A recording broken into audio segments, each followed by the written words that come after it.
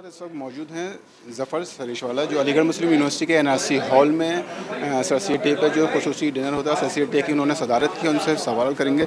जी sir, आपने आज अलीगढ़ मुस्लिम university का जो सबसे बड़ा हॉल है एनआरसी, उसमें प्रोग्राम में शिरकत की है। क्या कुछ सर सैयद के बारे में आपने तलबा को बताने की कोशिश की है? सर सैयद के बारे में क्या कहना चाहते हैं? देखिए, सर सैयद एक ऐसी शख्स, बल्कि एक मूवमेंट का नाम है और एक फ़िक्र है, एक फ़िक्र दी सर सैयद रहमतुल्लाह अलैह ने।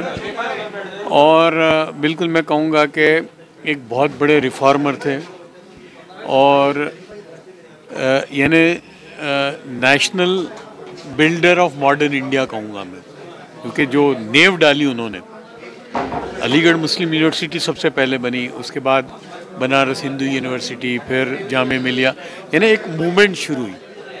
और जिस ज़माने में जब सर सैयद ने सोचा तो ये सोचा था ना कि भाई ये कौम को तालीम याफ्ता होना बहुत ज़रूरी है, क्योंकि उस ज़माने में अंग्रेज़ हुकूमत थी, मुसलमान हारा हुआ था, 1857 के बाद हुकूमत चली गई थी। बिल्कुल एक यानी डिस्पॉन्डेंसी जिसको कहते हैं, वो उस वक्त ये सोचा कि अब अगर इस कौम को फिर से अपना मकाम हासिल करना है तो इसको तालीम याफ्ता होना पड़ेगा। तो वो अब वही है ये आज अलीगढ़ मुस्लिम यूनिवर्सिटी। और बल्कि बहुत सारे कोर्सेज ऐसे हैं अलीगढ़ मुस्लिम यूनिवर्सिटी में जो पहले कभी नहीं थे, जैसे पेट्रोलियम, आज से 30-35 साल पहले तो हिंदुस्तान की शायद ही किसी यूनिवर्सिटी में था। जियोलॉजी जो कहीं नहीं थी। तो वो जो सोच थी, वो सोच की आज भी ज़रूरत है मुसलमान। आपने अपनी तकरीर में बहुत सारी बात की, अलीगढ़ मुस्लिम यूनिवर्सिटी की बात की, सर सैयद की बात की, आपने यूनिवर्सिटी के माइनॉरिटी करेक्टर की भी बात की। तो यूनिवर्सिटी के इस वक्त आपको मालूम है यूनिवर्सिटी के सामने सबसे बड़ा जो मसला है वो यूनिवर्सिटी का माइनॉरिटी स्टेटस है, जो ज़ेर बहस है सुप्रीम कोर्ट में। इसके बारे में क्या कहना चाहते हैं? किस तरीके से यूनिवर्सिटी अपने माइनॉरिटी स्टेटस को बहाल कर सकती?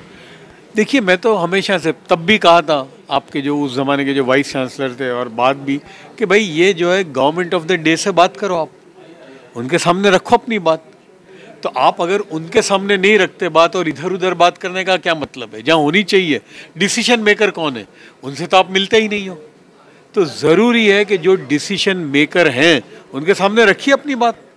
तो क्या आपको लगता है यूनिवर्सिटी इंतजामिया को डायरेक्ट वज़ीर आज़म से या वज़ीर तालीम से मुलाकात करनी चाहिए इसके लिए? बिल्कुल भाई, जो मायने रखते हैं इस मुल्क में, मायने कौन रखता है? जो गवर्नमेंट है, प्राइम मिनिस्टर से लेके HRD मिनिस्टर है, उनसे आप बात तो रखो, उनसे राब्ता रखो। प्रॉब्लम तो ये है कि जो उनसे मिलता है उस पर तो आप मीर जाफ़र और मीर पता नहीं कौन से फतवे लगाते हो। ये तो हाल है हमारा। कमाल है या नहीं भाई? जो हुकूमत में है उनसे बात नहीं करनी, जिसकी हुकूमत है उनसे बात नहीं करनी, और इधर उधर बात करते हो, तो मतलब क्या है? आपने पूरी तकरीर में, मैंने सुना आपकी तकरीर, मुझे ऐसा लगा कि आप कहीं ना कहीं जो मुल्क के मुसलमान हैं उनके और मौजूदा हुकूमत जो है बीजेपी, उसके पीछे में जो गैप है उसको कम करने की बात, मतलब मुझे लगा कि आपने कहना चाह रहा है कि मुसलमानों को डायरेक्ट बीजेपी से रब्ता कायम करना चाहिए और अपने मसाइल को हल करने के लिए। तो क्या आपको लगता है कि हमारे पास 2024 का इंतखाबात सामने है, तो उसमें हमें बीजेपी का हाथ थामना चाहिए, बीजेपी की तरफ जाना चाहिए? मैंने ये कहा कि जो गवर्नमेंट ऑफ द डे है, जो हुकूमत है, अच्छा हुकूमत लाने की या हटाने की ताकत है आपके पास? तो जो हुकूमत है उससे आप बात करो। देखिए, मैं जिसको कहते हैं ना, मेरी ज़िंदगी तबलीग में लगी है, वो एक चीज़ मैंने सीखी थी कि हाल के अम्र को पहचानना। भाई इस वक्त मसला क्या है? भाई ये चीज़ है, हमारा प्रॉब्लम क्या है कि ये चीज़ है, इसको हटाने की फ़िक्र करते हैं। मैं ये कहता हूँ ये है, ये लोग हैं, आप इनसे बात करो। मैंने ये नहीं कहा कि बीजेपी या नॉन बीजेपी, जिसकी हुकूमत है उसके सामने अपने मसलों को रखो।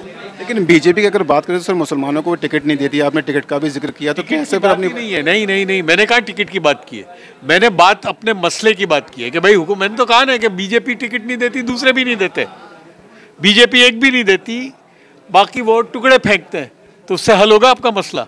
तो मैं ये कह रहा हूँ, बात मेरी टिकट या नी टिकट की नहीं है, वो छोड़ दीजिए। हुकूमत जिसकी भी है, अपने मसले उनके सामने रखिए जो आज हैं। वो 2024 के इलेक्शन सामने हैं, मुल्क के मुसलमानों को क्या करना चाहिए?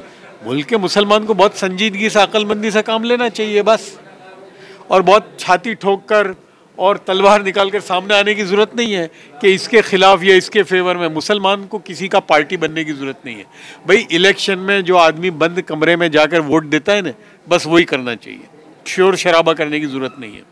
मुसलमानों को सियासी फुटबॉल कहा, मतलब आपने अपनी तकरीर में कहा कि मुसलमानों को मतलब इस्तेमाल किया जाता है इलेक्शन में, तो उसके बारे में क्या कहना चाहते हैं? भाई आप देखिए ना, जो पार्टियां आपकी हैं, जिनको आप वोट देते हो, जिनको 90% आप वोट देते हो, वो टिकट देती है आपको। टिकट भी कौन सी देती है? 2, 4, 5 देती है, और फिर जब माले गनीमत बंटने के टाइम पे मिलता है आपको कुछ? आपको स्टैंडर्ड 2-3 मिनिस्ट्री मिलेगी, वक्फ बोर्ड, हज कमेटी और मुर्दों के कब्रिस्तान की मिनिस्ट्री, यही मिलेगी आपको। तो अगर आप इसी पे खुश हो तो फिर ठीक है। मुसलमानों को अपनी पार्टी खड़ी करनी चाहिए? नहीं, बिल्कुल नहीं। मुस्लिम पार्टी या ये मुल्क के अंदर रिलीजियस या आइडेंटिटी बेस्ड पार्टी चलेगी नहीं। आपने यूपी में ही देख लिया ना, कितना है आपके, क्या हुआ उनका। अच्छा, आप एनआरसी हॉल में आए हैं, यहाँ पर आपको सदारत करने का मौका मिला, इस तकरीब के बारे में क्या कहना चाहते हैं? कैसा आपको एनआरसी हॉल में आप सदारत किया अपने प्रोग्राम में, इसके बारे में क्या कहना चाहते हैं यहाँ के? नहीं, यानी बेदारी है। मुझे देख के जो खुशी हुई वो इस बात की कि कौम जिंदा है, बिल्कुल। बस उसको एक डायरेक्शन देने की ज़रूरत है। तो बहुत एक चीज़ है कि जिंदा कौम है, बेदारी है, बस उसको डायरेक्शन देने की ज़रूरत है। तो नाज़रीन, ये थे ज़फ़र सरिशवाला। इनका कहना है कि मुल्क के मुसलमानों को अपने मसाइल को दूर करने के लिए जो भी हुकूमत है, चाहे वो बीजेपी की हो चाहे कांग्रेस की हो, उनसे रब्ता कायम करना चाहिए, उनसे बैठ कर उन्हें मसाइल को सामने रखना चाहिए। और मुसलमानों को इस वक्त तालीम याफ्ता होने की बहुत ज़रूरत है। ETV भारत के लिए अलीगढ़ से है सुहेल अहमद।